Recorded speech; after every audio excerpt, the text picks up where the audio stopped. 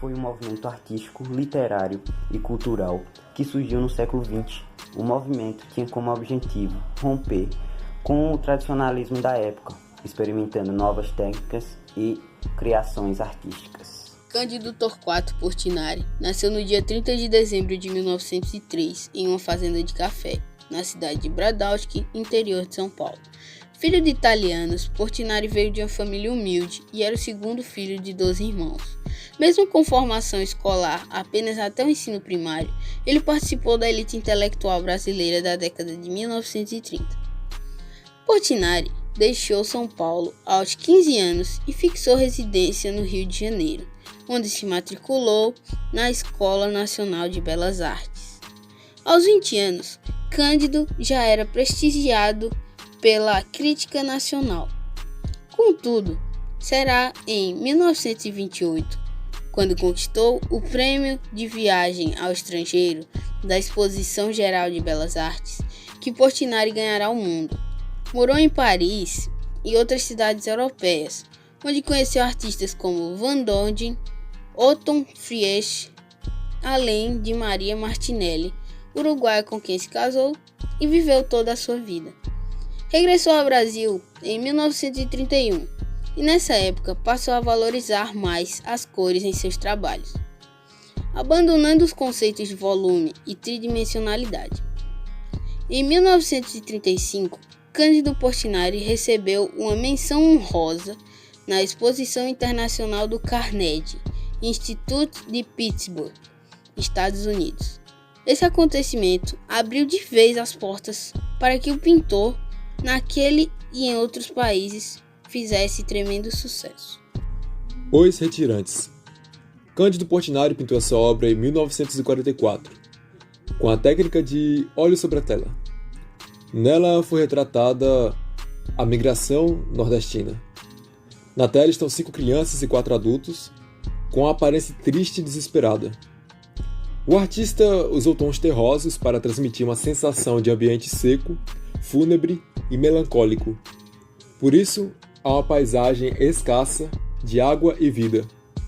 Os retirantes estão muito magros e com a expressão pálida, demonstrando a fome e a miséria que passam.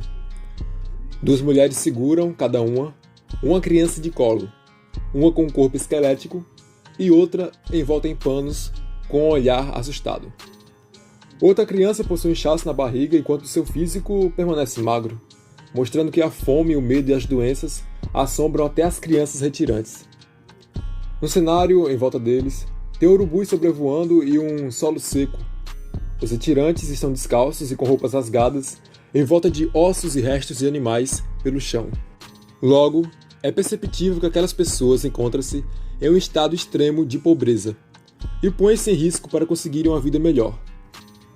A pintura apresenta um cenário, expressões e elementos que mostram a vida difícil que os retirantes passaram e ainda passam para fugir da fome e da pobreza do sertão. Guerra e Paz, 1955. Em Guerra e Paz, o pintor faz uso de formas geométricas e linhas retas, empregando personagens sobrepostos e povoando as telas com muitas pessoas. A leitura da imagem referente à paz e da imagem referente à guerra pode ser feita pela expressão das personagens, que vão desde o medo, na guerra, até o alívio, na paz. Os tons usados nas duas representações também são diferentes. Na guerra, Portinari resolveu inovar e, ao invés de simbolizar o combate através da representação de soldados em batalha, como tradicionalmente era feito, escolheu retratar uma série de imagens do povo em sofrimento. A encomenda foi feita ao pintor em 1952. A obra é enorme, cada painel tem 14 metros de altura por 10 de largura e pesa mais de 1 tonelada. Foi um presente do governo brasileiro para a sede da ONU, em Nova York. Guerra e Paz representam, sem dúvida, o melhor trabalho que já fiz. Dedico-os à humanidade. Cândido Portinari, 1957. Portinari tinha um espaço disponível de 280 metros quadrados para a criação e começou o planejamento do seu maior projeto, fazendo 180 estudos com desenhos e maquetes. No dia 6 de setembro de 1957, os caixotes com a obra foram oficialmente entregues em cerimônia oficial à ONU. Guerra e Paz pode ser admirado no hall da sede da ONU, em Nova York, e mede 14 metros de altura por 20 metros de largura. O Lavrador de Café, 1934. Entre os temas mais frequentes de Portinari estavam os trabalhadores rurais nas suas atividades cotidianas, e o Lavrador de Café é das obras mais consagradas dessa linhagem de produções. Mestiço, 1934. Mestiço é o belo retrato de um homem anônimo, em tronco nu, pela sua fisionomia. Vemos que ele é resultado da mistura dos diferentes povos que compõem a sociedade brasileira. O nome do quadro sublinha, aliás, essa nossa origem híbrida, frutos de diferentes origens, europeus, negros e índios. O Café, 1935. Portinari foi contemporâneo e testemunhou o período áureo do café no Brasil. Muitas das suas telas registram, portanto, este momento da história. Além de fazer retratos de trabalhadores individuais, o pintor criou composições como acima, coletivas, flagrando diferentes momentos da produção no cafezal. Criança Morta, 1944. Com uma temática em um estilo parecido com Retirantes, a tela Criança Morta foi pintada no mesmo ano que a obra mais famosa de Cândido Portinari. Nessa composição, o público também é apresentado a uma família que precisa encarar a fome, a miséria e a seca no sertão nordestino. A Primeira Missa no Brasil, 1948. Cândido Portinari tomou a liberdade de fazer a interpretação livre da primeira missa em solo brasileiro e não se preocupou em se limitar pelos registros históricos daquela que teria sido a primeira celebração no país. Paisagem com Bananeiras, 1927. Com uma linguagem bastante diferente e pouco conhecida pelo grande público, Paisagem com Bananeiras acabou por cair no esquecimento por se distanciar esteticamente do resto do trabalho do pintor brasileiro.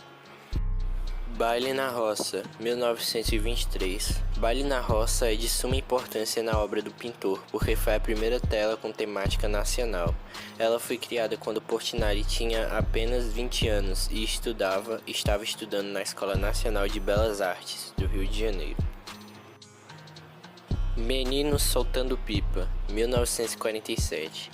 Em Meninos Soltando Pipa, vemos 4 meninos celebrando a liberdade, brincando de um passatempo tradicional atemporal, soltando pipa.